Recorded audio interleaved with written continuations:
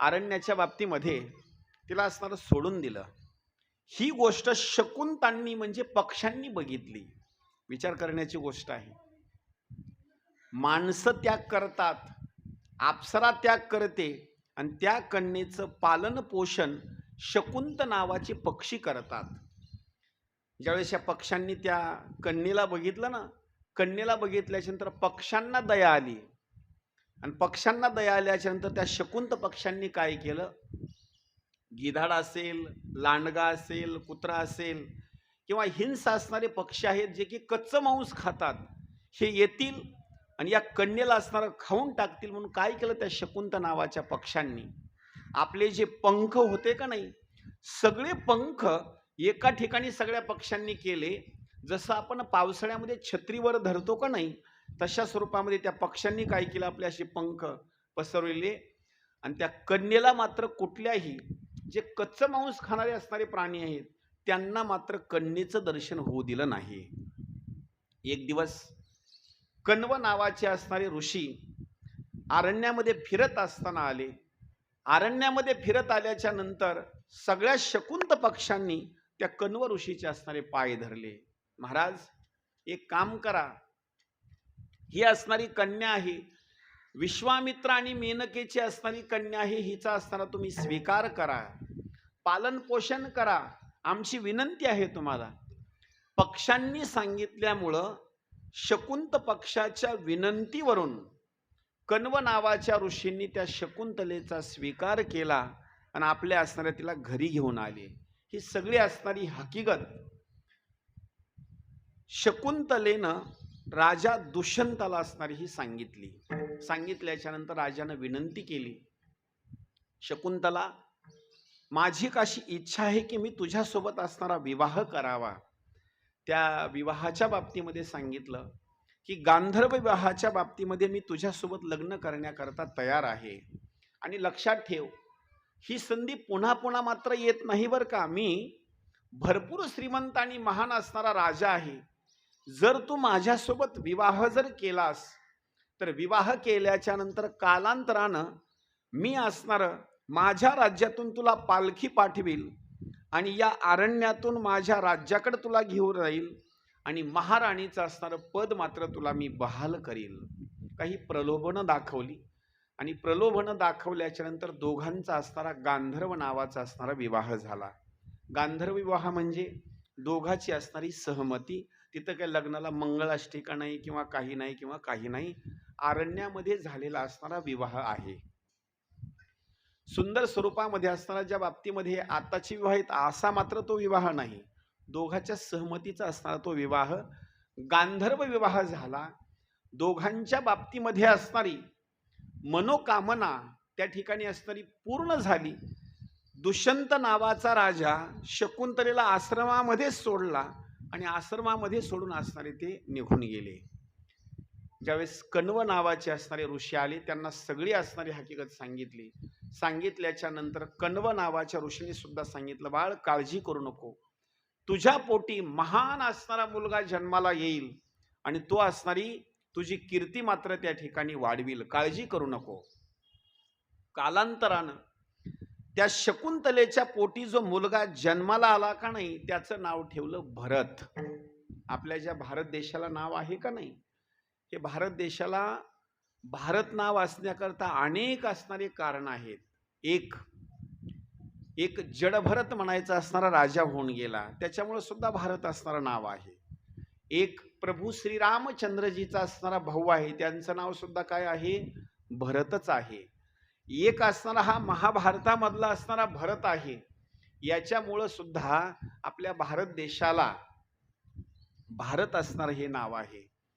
वर्ण असं सुंदर केलेलं आहे, जो मुलगा जन्माला आल्याच्या नंतर तो सिंहाला भीत नव्हता. कुठलाही हिंसा असणारा पशु असेल, पक्षी असेल, त्याला मात्र अजिबात असणारा तो भीत नव्हता. इतका असणारा तो ताकदवर असणारा तो भरत होता. आणि तो भरत असल्याच्या नंतर ज्या वेळेला आनंदाच्या स्वरूपामध्ये आपल्या आजोबांच्या ठिकाणी आणि आईच्या सोबत आनंदामध्ये राहू लागला, राहत असताना लहानाचा असताना तो मोठा होऊ लागला. मोठा होत असताना मग मात्र एक दिवस कण्व नावाच्या ऋषीने असा विचार केला, शक्यतो कन्या ही जास्त कालावधीमध्ये माहेरामध्ये मात्र राहू नये. का? नसलेले लोक मात्र अपवाद काढतात, म्हणून कन्येच्या बाबतीमध्ये जास्त दिवसामध्ये माहेरापर्यंत असणारं राहू नये. म्हणून काय केलं कण्व नावाच्या ऋषींनी, आपला असणारा जो काही नातू आहे भरत आणि शकुंतला आहे, यांना दोघांना घेऊन असणारे दुष्यंत राजाच्या नगरीमध्ये असणारं जाण्याकरता सुरुवात केली. आणि जाण्याकरता सुरुवात केल्याच्या नंतर मग मात्र तिथं गेल्याच्या नंतर सभाशी भरलेली, आणि सभा भरल्याच्या नंतर त्या सभेमध्ये दुष्यंत असणारा राजा सिंहासनावर बसलेला आहे. तिथं गेल्याच्या नंतर शकुंतलेनं बोलण्याकरता सुरुवात केली, महाराज तुम्ही माझ्यासोबत अरण्यामध्ये विवाह केला. विवाह केल्याच्या नंतर तुम्ही जात असताना मला शब्द दिला की एक दिवस तुम्ही मला पालखी पाठवताल. पण आपला विवाह झाला, तिथून पुढल्या कालावधीमध्ये तुम्ही पालखी सुद्धा पाठवली नाही.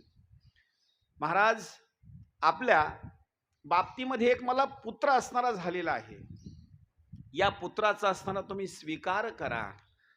पण दुष्यंत राजानं काय केलं, तिचा मात्र स्वीकार अगोदर केला नाही. सगळं जाणत होता, माहिती होतं, पण आपण जर तिचा स्वीकार केला तर सगळे राज्यातले लोक काय म्हणतील. एका राजानं एवढा श्रीमंत असून सुद्धा अरण्यामधल्या एका कन्येच्या सोबत असणारा विवाह केला, गरिबाच्या कन्येसोबत विवाह केला. नवे नवे जिच्या वंशाच्या बाबतीमध्ये वर्णन करायचं आहे, आई सांगण्याकरता जर सांगायची म्हटलं तरी अप्सरा मेनका आहे, आणि वडील सांगायचे म्हटलं तर क्षत्रिय असणारे विश्वामित्र किंवा ऋषी असणारे आहेत. म्हणजे अशा वर्णसंकराच्या बाबतीमध्ये इथं जर वर्णन करायचं म्हटलं तर लोक आपल्या बाबतीमध्ये असणारे काही नाव बोट ठेवतील, म्हणून मात्र तिचा असणारा स्वीकार मात्र केला नाही. जोपर्यंत याला सहमती आकाशवाणीची होत नाही तोपर्यंत मात्र असणारा तिचा मात्र स्वीकार मात्र करायचा नाही. तेवढ्याच वेळामध्ये आकाशवाणी झाली, आणि आकाशवाणी झाल्याच्या नंतर आकाशवाणीनं सांगितलं, राजा दुष्यंता शकुंतलेचा असताना तुम्ही स्वीकार करा, कारण ही असताना निर्दोष आहे. विवाह करत असताना सुरुवातीला तुम्ही तिच्याकडे मागणी केलेली आहे, तिनं तुमच्याकडे मागणी केली नाही. आतापर्यंतच्या कालावधीमध्ये तिनं चुकून सुद्धा असणार वाईट स्वरूपामध्ये असताना मनामध्ये कधी विकार सुद्धा येऊ दिला नाही. ही एक असणारी एक पतिव्रता आहे, आणि हिच्या बाबतीमध्ये आता छळ मात्र करू नका, तिचा असणारा तुम्ही स्वीकार करा. आकाशवाणी झाल्याच्या नंतर सगळ्या लोकांनी सुद्धा असणारी सहमती दिली, आणि दुष्यंत म्हणायच्या राजानं सुद्धा असणारा तिचा असणारा स्वीकार केला. दुष्यंत आणि शकुंतला यांच्या बाबतीमध्ये पुढं आनंदामध्ये असणारं काही जीवन असणारं जगण्याची भूमिका. त्यांच्या पोटी जो भरत आहे कालांतराने तो राज्य गादीवर असणारा विराजमान झाला. विराजमान झाल्याच्या नंतर त्यानं सुद्धा असणारा राज्यकारभार विशेष स्वरूपामध्ये असताना तो सांभाळला, आणि विशेष स्वरूपामध्ये सांभाळल्याच्या नंतर मग मात्र पुढे असणारी जी कथा आहे ती कथा सांगण्यात येत आहे. ती कथा म्हणजे कच आणि देवयानीच्या बाबतीमध्ये कथा सांगण्यात येते. आता ही कच आणि देवयानी याच्या बाबतीमध्ये एक सुंदर असणारी एक कथा आहे.